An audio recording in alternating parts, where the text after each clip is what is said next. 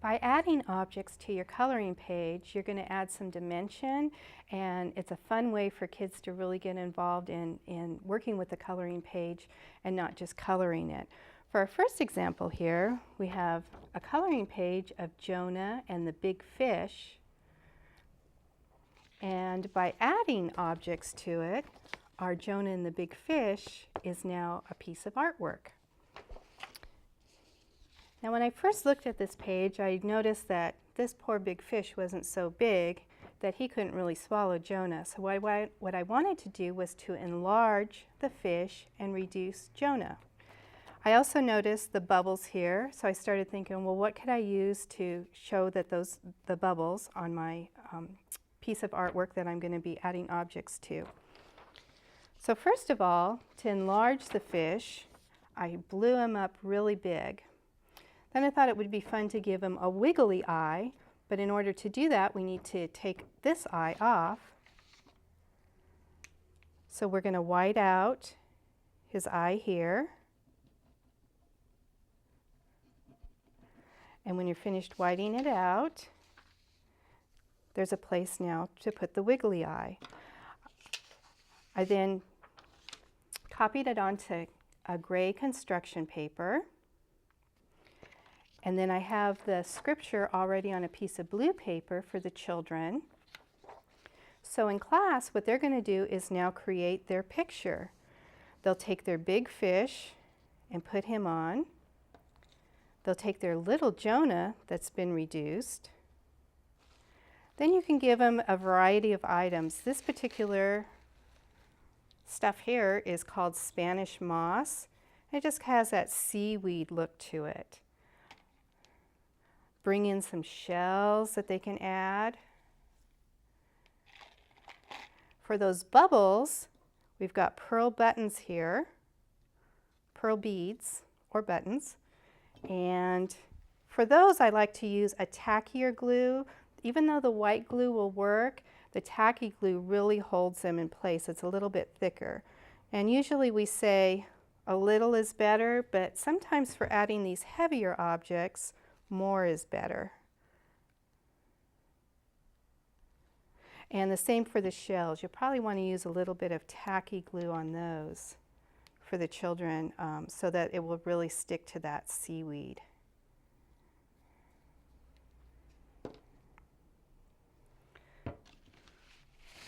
So again, the finished product with the shells that the children have glued on, the Spanish moss, and they've created their artwork here. Another example,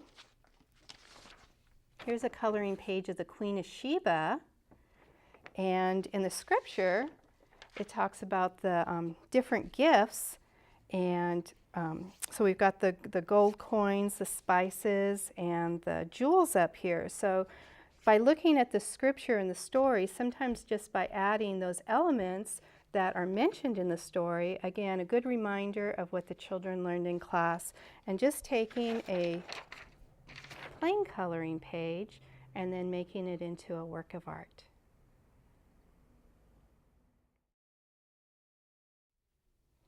Sometimes from your coloring page, you can actually just get an idea from it in order to make a craft out of it.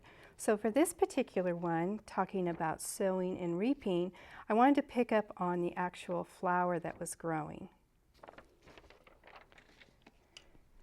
And so then you have a craft here that has the flowers with your scripture on it. Now I'll show you how this craft was made. This is actually pasta.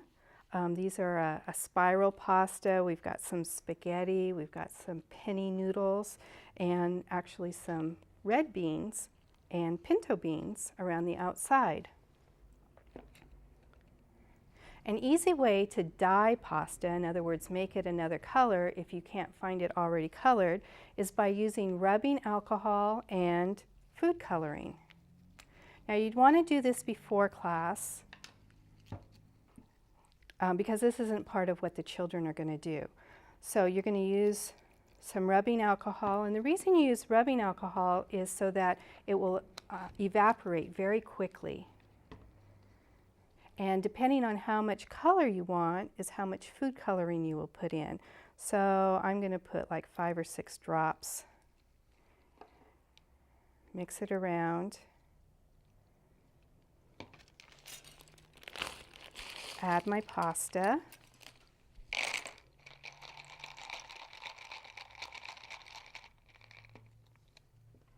And then you'll just let it set for a little bit. I wanted to show you an example of colored rice. This was just by using yellow and red food coloring, done the same way. Just put in the rubbing alcohol and the food coloring. This is real pretty for making mosaics or using kind of like glitter where you would just put the glue down and then sprinkle it on. So once this is set for a little while, you'll take it out and put it on a paper towel and just let it dry. And because the rubbing alcohol will absorb into the air and evaporate very quickly, it doesn't become mushy as if you used water. So you set that aside and just let it dry for a little while. So once you have all of your pasta colored, then you'll give it to the children and they'll actually glue it on and create their flowers. They could add some buttons. For this particular pot here, all I did was take a cup and cut it in half.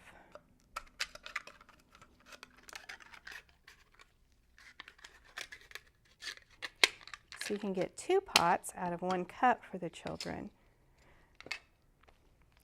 They could add some Spanish moss down here in the bottom, and again, this is spaghetti for the stems. Add some beans around the outside and put their scripture on. On the back here I have a stand so that then the picture can stand up. Because there's heavier objects on here, you're going to want to use some type of cardboard to actually put it on. Again, for the heavier objects, probably use a tackier glue rather than just the regular white glue. It will help to hold better. So there you have your craft.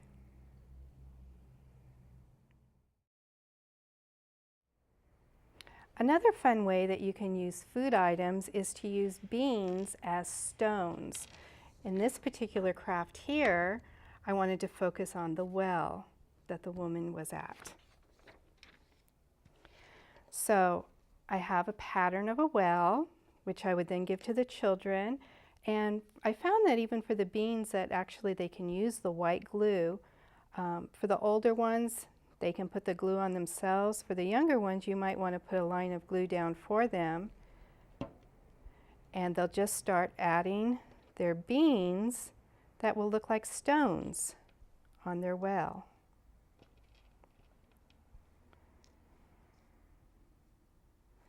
Then when they have it all completely covered, the well actually has 2 slits in the back, which when they're put together will help the well to stand up.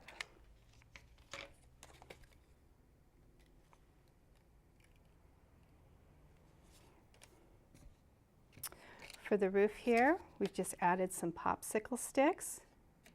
Put on the roof, has their scripture on it, and they have a well to remind them of their lesson of the woman at the well.